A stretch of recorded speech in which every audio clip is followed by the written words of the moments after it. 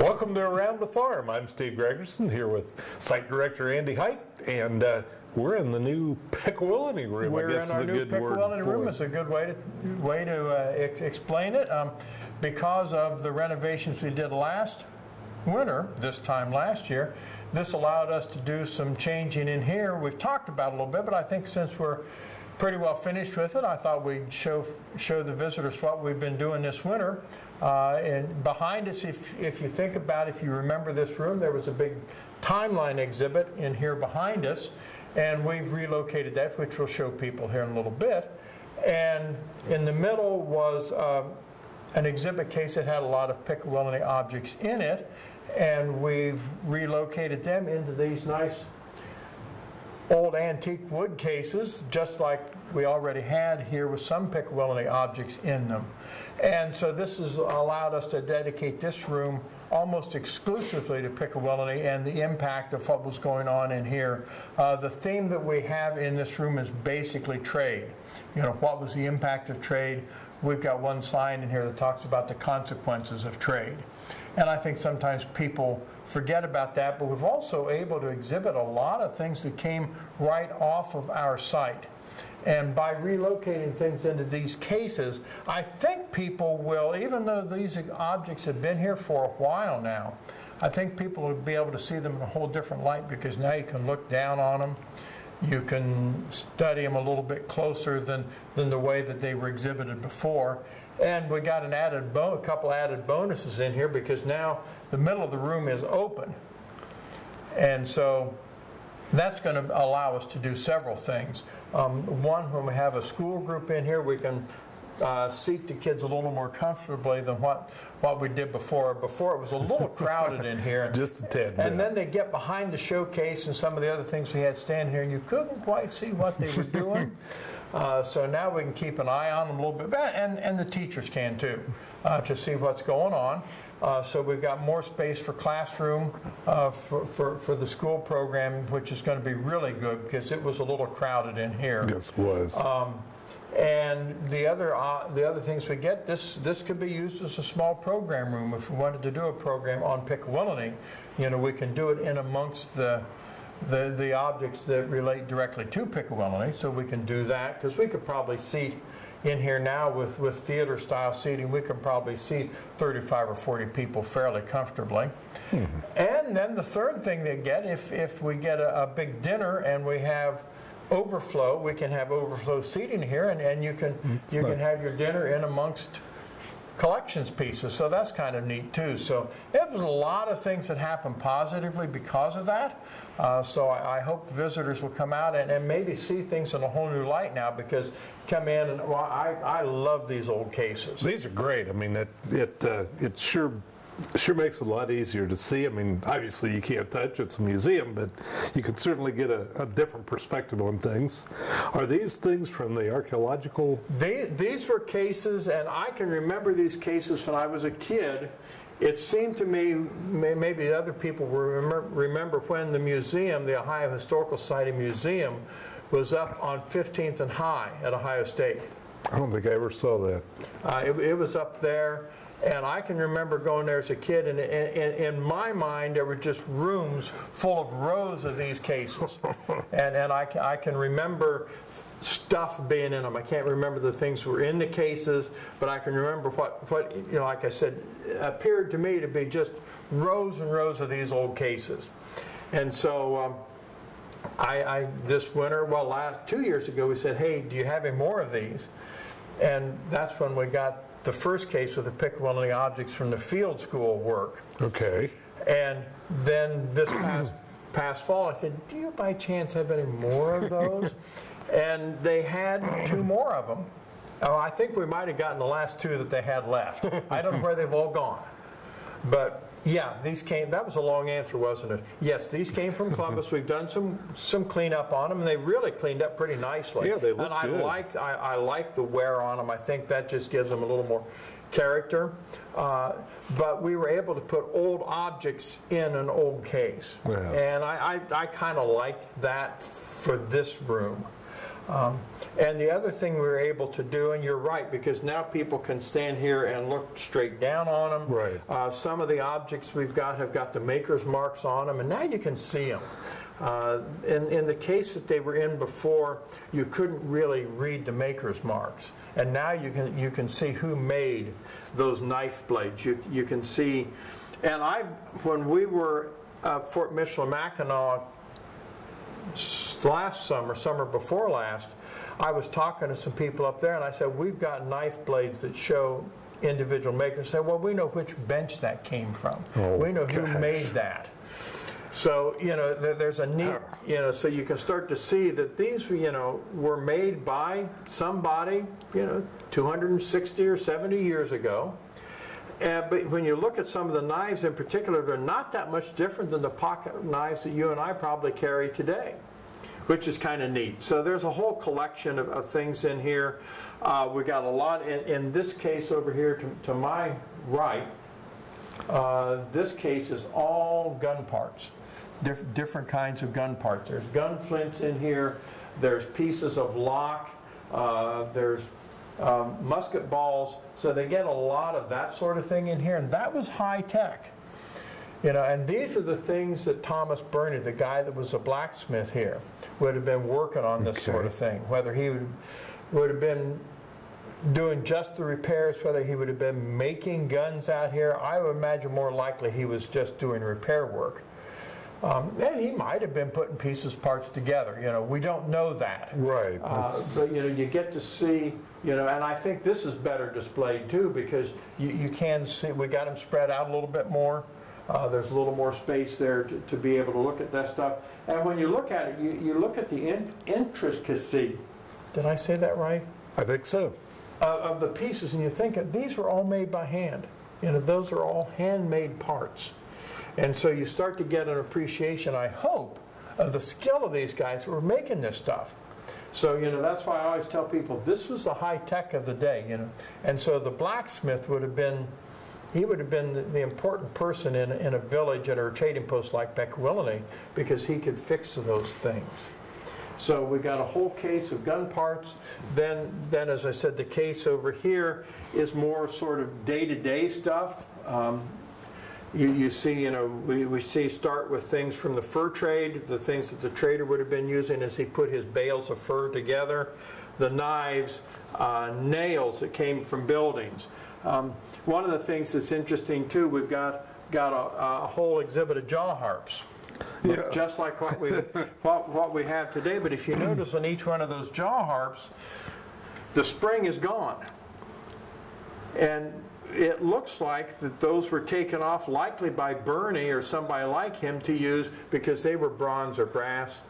And they were used for repair pieces. They could use those to braze to put other things back together again.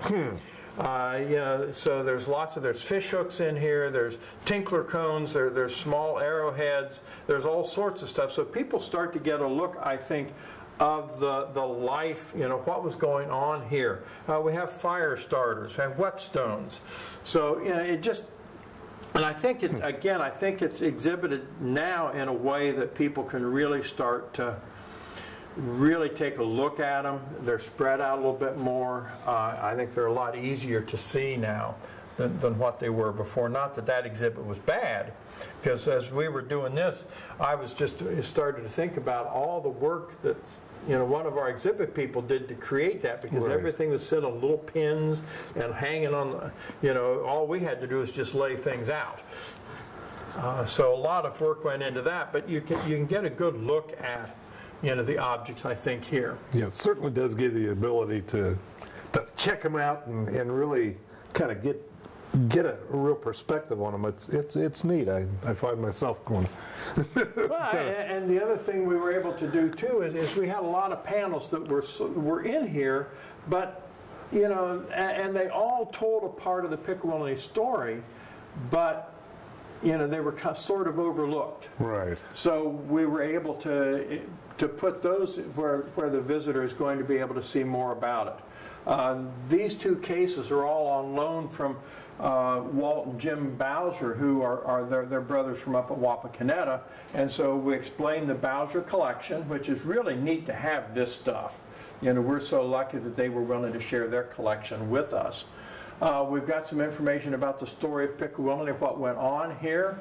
And some of this, the two end panels, are both from, a lot of people remember Dr. Salisbury, who had a museum in Lockington, and his family has been kind enough to share these with us.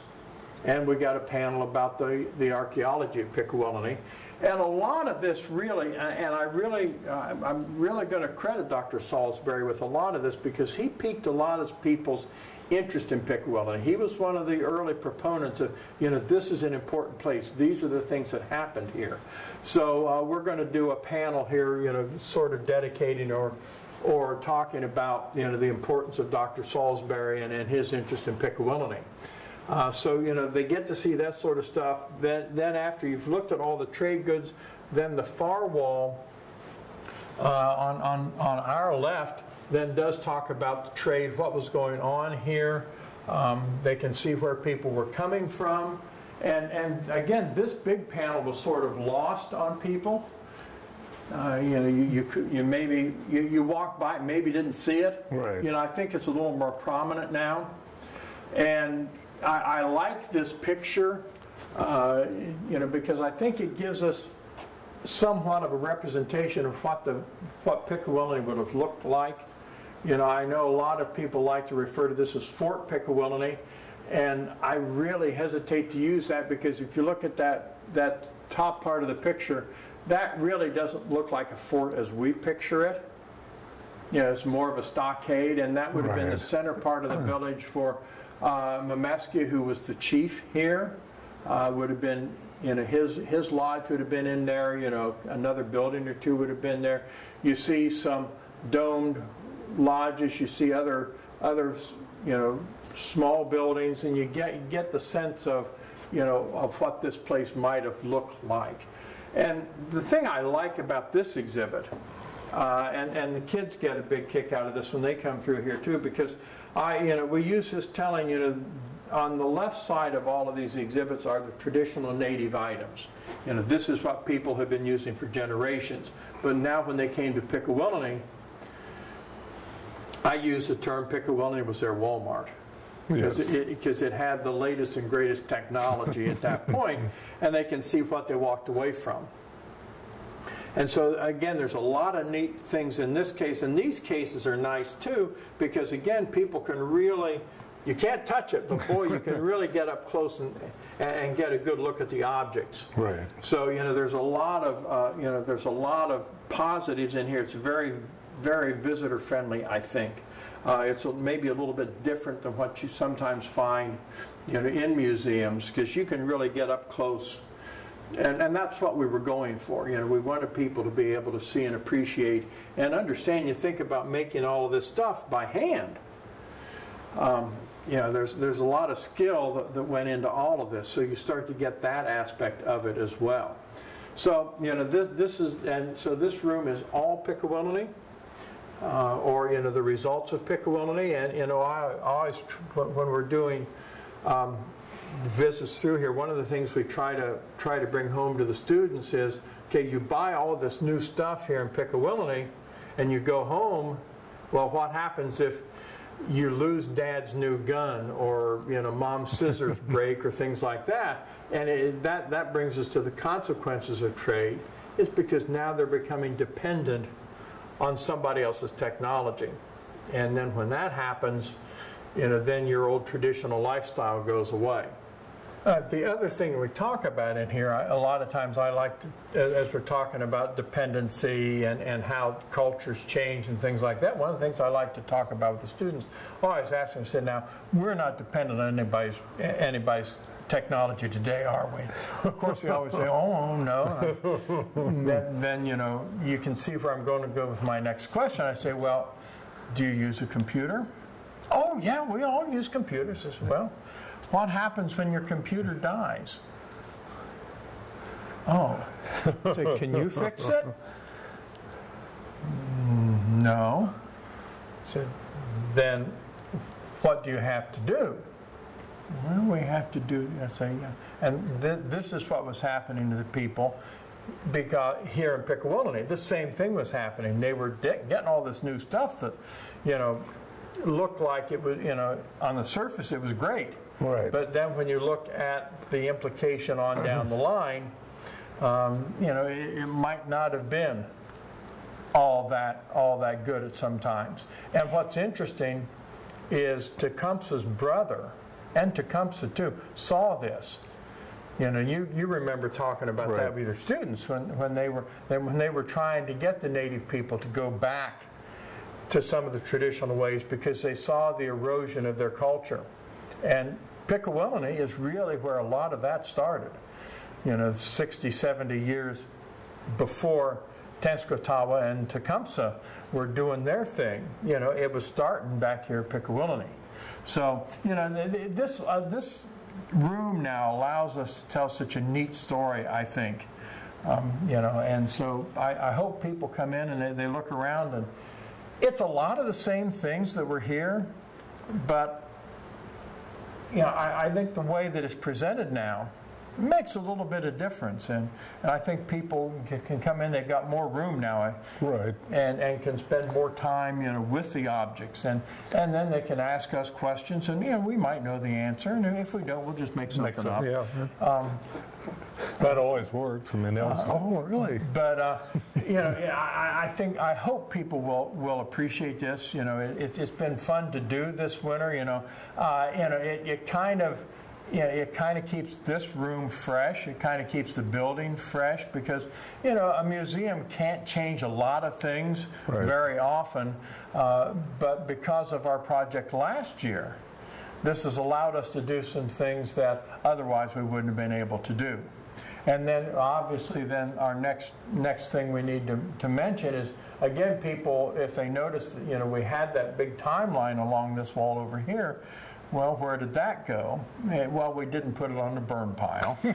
We relocated it. That's good. And it also gives us an opportunity to tell another part of the story of the Native American history around here. And that's an important thing to do, too. And I think after, we talked about this room, and so we kind of show people, invite people to come out when we open this year to see how we've redone things. It's going to be interesting to watch of course, the kids won't know the difference when they come out this spring, but the teachers right. will notice that, yeah, you've moved things around again. It'll be interesting to see what kind of response we get to that as well. But, come out, take a look at things. You get a better look, I think, at the objects. The objects tell a better story, in these cases. What's kind of interesting, if people think back, as we were going through, as this exhibit was being installed, the Bowser collection was in 2 cases just like this. So we made the loop back, and I kind of wondered the other day if these aren't the same 2 cases. But so this is what's happening in this room.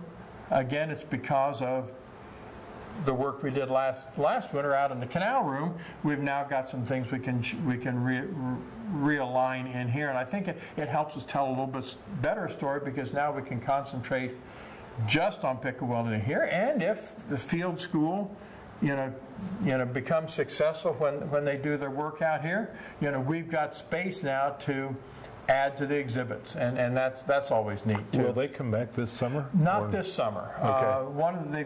They've still got to finish the curatorial side of what's been what's already been unearthed, been uncovered, and they need to get that done. And then once that's finished, because if you get behind too far on that, right. You're never able to catch up. Right. So no, that was a long answer again too, wasn't it? But it explains why they aren't going to be here, so that's the important thing. We're hopeful that maybe in another year, we can bring that back, because the Piqua site itself has a lot to tell yet. I think we've talked about this before. There's not a lot of primary source information about Piqua. Right. The Twaitwi didn't write things down, and the traders, for the most part, were likely illiterates. So we don't know much about that. The most we know, and which is really pretty sketchy, is from Christopher Gist or George Cahoon that were both here. They write a little bit about it. Thomas Burney tells a little bit about the attack in June of 1752, but so there's not a lot of information about Piqua. So by doing the archaeology there, we can start to get a look at the physical aspect of the village. I think we've got a pretty good handle on the technology side of the village and the economic side of the village. You know, we know what the importance of the village was, but we don't know much about where were things. Most of the objects that you see in this room, you know, are basically European or Euro-American in origin. So we've likely found where the traders' compound was. Now, where was a native village? Where were the things that the people were doing day to day? We don't know that for sure yet. So there's still a lot that can be done there. So Right. hopefully that will be an ongoing project. It's sort of like if anybody's been to colonial Jamestown. You know, at one time they thought the village was out in Chesapeake Bay. Well, Yes. to find it out, no, the village was under their feet. And so, you know, they've got so much that can be done there. The Piqua is a lot the same way. We know where it was, and we don't have to worry about it being underwater.